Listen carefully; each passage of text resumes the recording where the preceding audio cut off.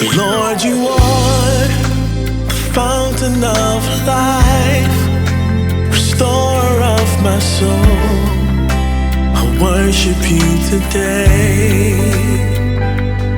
Lord, you are the fountain of life, restorer of my soul. I worship you today. Lord, you are the fountain of life, restorer of my soul. Worship you today. Lord, you are. Hello everyone, this is Charles Zuta, the host of the Fountain of Life podcast. And it's a real exciting times that we are living in. God has been so good to us. And over the past couple of weeks, we have been looking at how we can thrive in adversity or how we can stay relevant in difficult changing world. One thing is very certain through all that we have been studying, God has a purpose in putting us through trials and tests. So we'll continue. Last week and the week before, we were looking at our night song.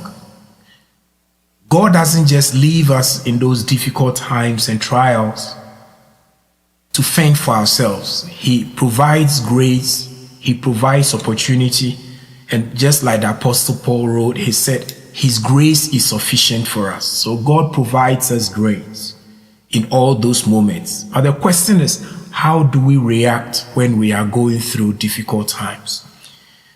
So I want us to progress beyond the night song to look at another phenomenon or another aspect of trials that we all go through.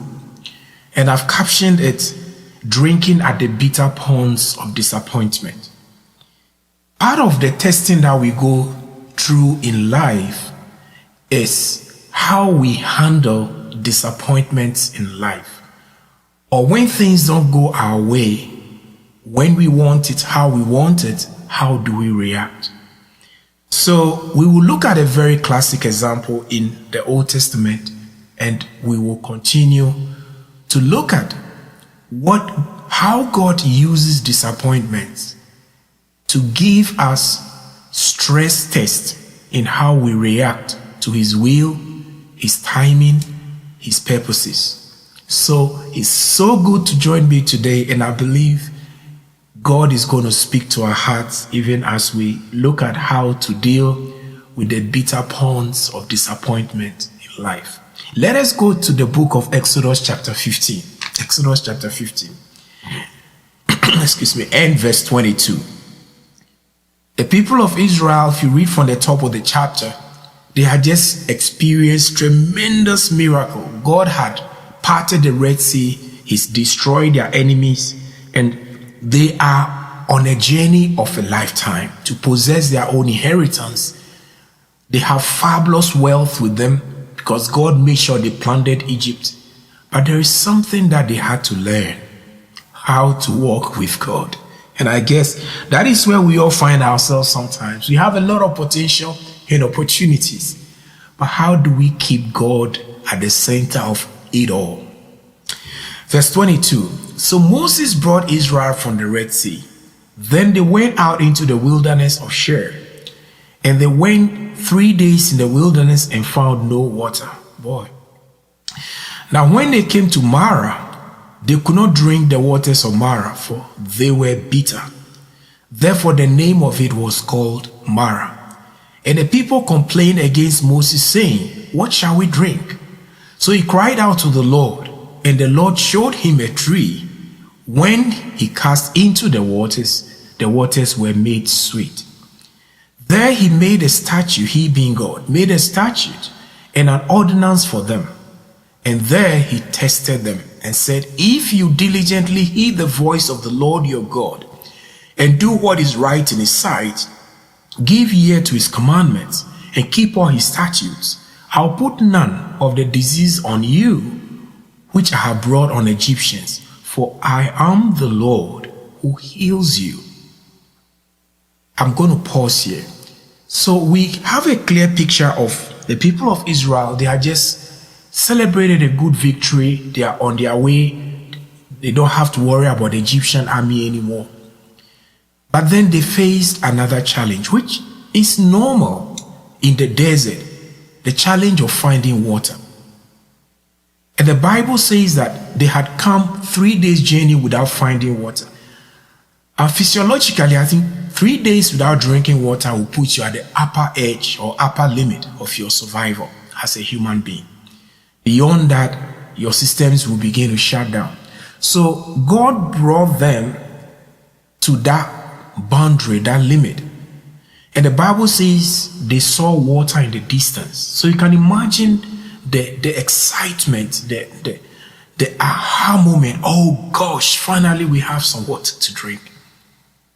And they all rushed down. I can picture them rushing down and then scooping that water, putting it in their mouth, and boy, bites the tongue like acid. They spit it out and they couldn't drink it, so bitter.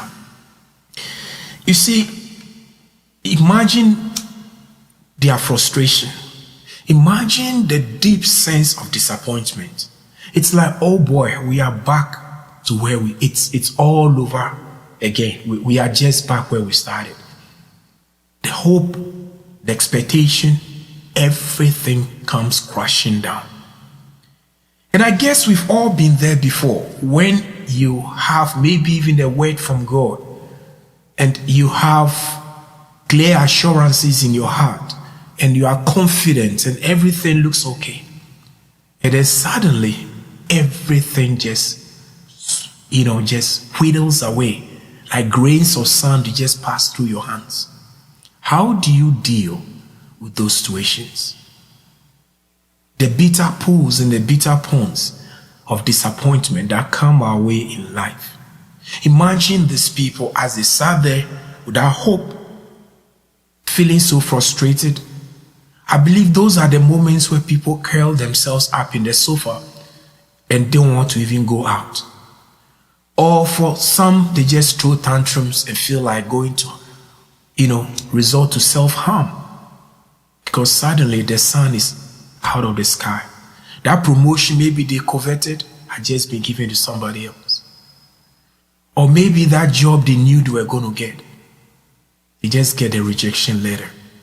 Or that family situation that you were so much craving and you invested everything in, just come crashing down. How do you deal with the bitter pools and the bitter ponds of disappointment in life? Now, what we see here is that when Israel faced that situation, their first reaction was to complain against Moses. Not to Moses, but against Moses. Because they saw Moses as the one who had brought them into this situation. And in a way, they have a point. Who navigated the path? But what they didn't realize, that it wasn't Moses who was calling the shots. It was God who was calling the shots. It was God's decision to take that route into the promised land. He told Moses, you bring these people to this mountain and you follow this path. So clearly God was the one behind all of this, but they didn't see it. All they saw was Moses. And that is how sometimes we react. We vent our frustrations on what we see. Our family, our friends, our people, they bear the branch when we are at the pool of disappointment, the bitter pools of disappointment. And my prayer for you today is that at the end of this episode, you have the tools to be able to deal with those disappointments in life using what we are seeing here. And my prayer also is that you will not resort to self-harm because of disappointments in life, based on the things that we're going to talk about in this episode. So here we are. They were complaining to Moses. And of course, what they said was, what shall we drink? Which is a normal question. How will I move on to the next level in life? How will I move on? How will things shape up? How is this home going to be healed? How? That is a normal question that they were asking. But unfortunately, they were asking the wrong person. So the Bible says that Moses cried out to the Lord, and the Lord showed him a tree. When he cast it into the waters were made sweet. So God heard their cry for sure. He's not abandoned them. He understood what they were going through. He knew that this was happening. And just to let you know, he arranged this. And it might seem very callous to push people to the edge and bring them to a pool, and it's a pool they couldn't drink. I mean, why take them through this? But we'll soon see why. So the solution to where they were, the solution to being at that bitter pool lay in God. So Moses knew the right thing to do. He went to God and he called out to God, and God heard him and he showed him a tree.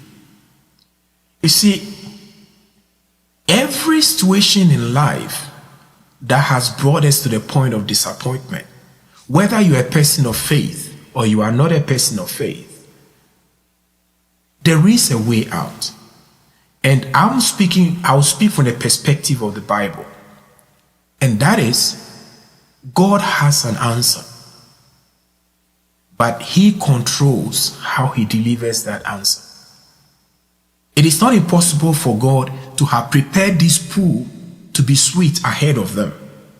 But how would they know the power of God if they didn't have the opportunity to see God at work in turning that situation around? So it was a teaching moment. You see, God created this as a teaching moment for the people of Israel. The tree there, the word he saw a tree, that is akin to what God was going to do in the redemption of man in his son Jesus Christ. The solution to everything that life is throwing at us, God provided the answers in the sacrifice of Jesus Christ. We've already gone through the cross in previous episodes. So if you haven't been able to watch those, you can always go back on YouTube and watch those episodes. So that cross, that tree that God showed Moses is symbolic of what he was going to do at the end of the age in his son Jesus Christ, where he will carry every disappointment, he will carry every pain, everything on him and bring us solutions. So we don't have to feel hopeless. Imagine if they had known that God was capable of this wonderful biochemistry where he would turn bitter, salt-filled water to sweet water. Would they have had hope? Would they have viewed life more optimistically? But they didn't know. So we now have the benefit of hindsight. We know God.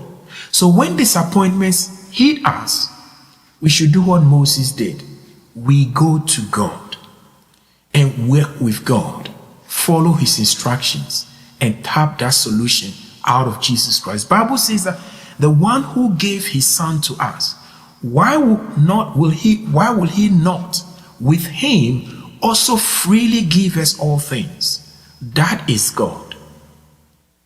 Now, why am I saying that this is a teaching moment? So God turned that bitter water into sweet. He demonstrated his power using that occasion. But there's something more that God did. Bible says he made a statute and an ordinance for them. And there he tested them. Wow. So God was using this to test them, to see how they will react to delays, to his plans, his timing, his will, how they will react. In previous episode, I've talked about the stress test. In the manufacturing sector and other areas, you put materials through stress so that you see how they are going to function under real world situations. So over here, God orchestrated these 3 days with no water and no hope, and then coming to the water and then you can't drink it. This whole thing is a stress test. Bible says he tested them there. You see. And the essence is to show them who he is and to see what is inside them. And like some man of God has said, and I believe it, our disappointments sometimes are God's appointments. He has a plan for that disappointment. It doesn't mean he's not going to provide that need that you have. It doesn't mean he's not going to work you through it. He will. He has an appointment. He wants to use that occasion for a purpose. So what might seem to you like a terrible disappointment, it is an opportunity to have an appointment with God, to honor a God-ordained appointment for your life. And the other thing that he did was that he gave them commandments and statutes. And at that point, he gave them a promise. That is God fulfilling the terms of his appointment with them, to teach them something and to reveal himself to them. Many years, I've meditated on this verse where he promises that I'll put none of the disease on you which I brought on Egyptians, for I am the Lord who heals you. And I read the whole chapter and I kind of was thinking, this whole promise doesn't seem to fit into the circumstances. We are talking about they being thirsty and they looking for a way out. You are talking about healing. Lord, how does this fit into the circumstances? So I have been tossing it in my spirit for years and years and years and years, until recently, as I was preparing on this issue, this series, that God opened my eyes to see what I was talking about. If you go with me to Proverbs chapter 8, it's healing after all. All along it's been about healing. Proverbs chapter 13, I beg your pardon, chapter 13 verse 12.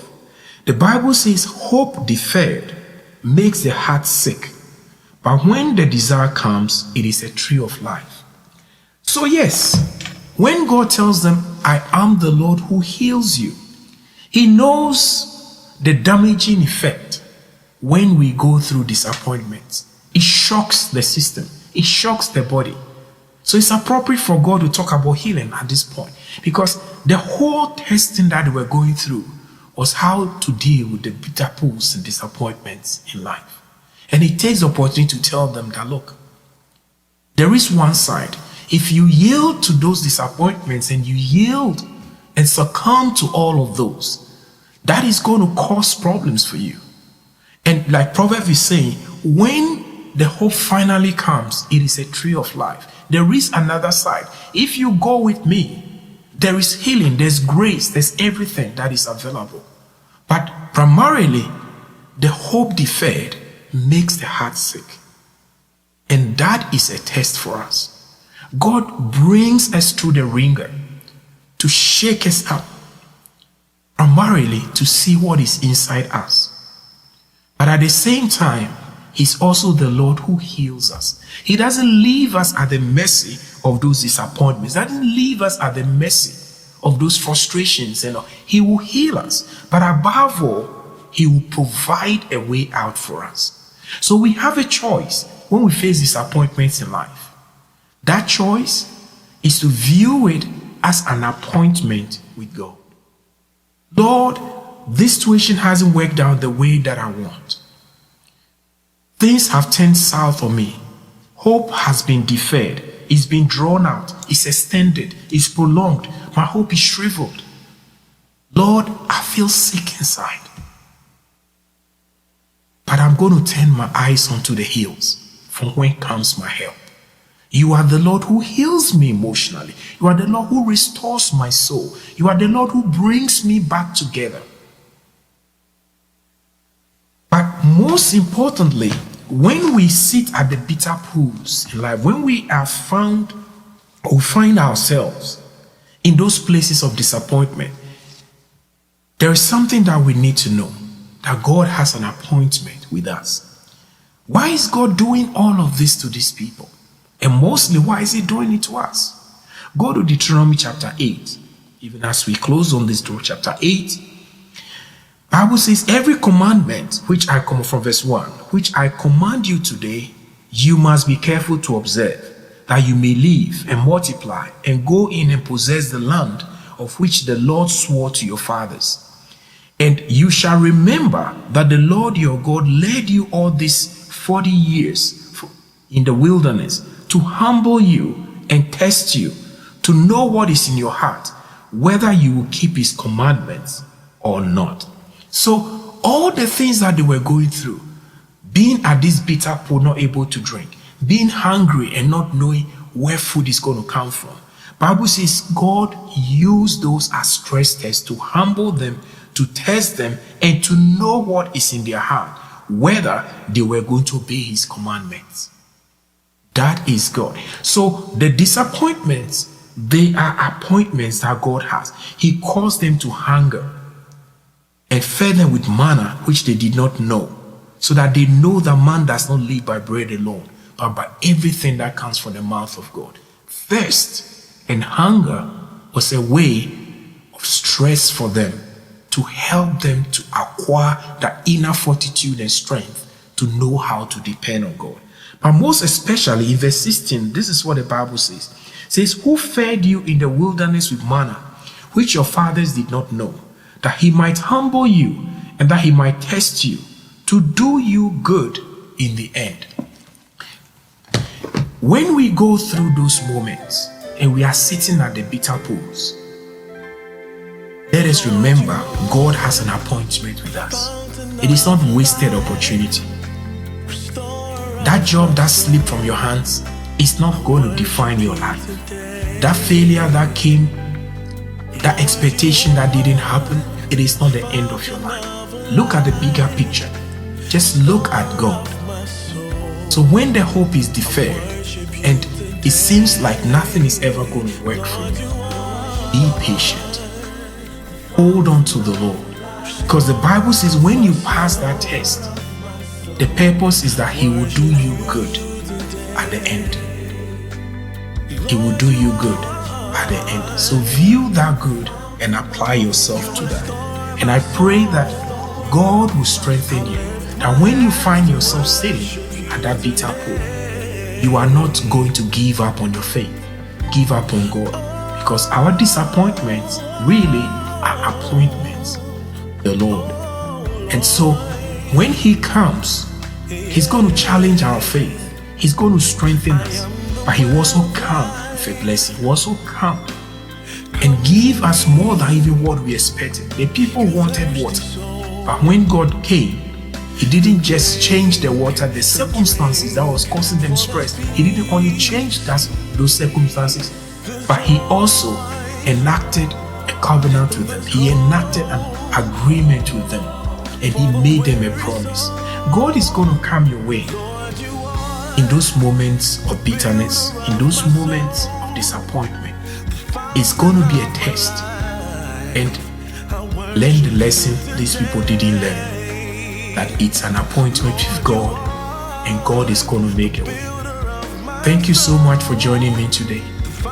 God willing, next week we are going to look at the whole picture of why God takes us through all of this, the trials. Thank you so much, and may God richly bless you. Mountain of my life, I worship you today. Lord, only you are. Yes, Lord, you restore my soul. I worship you today. Yeah.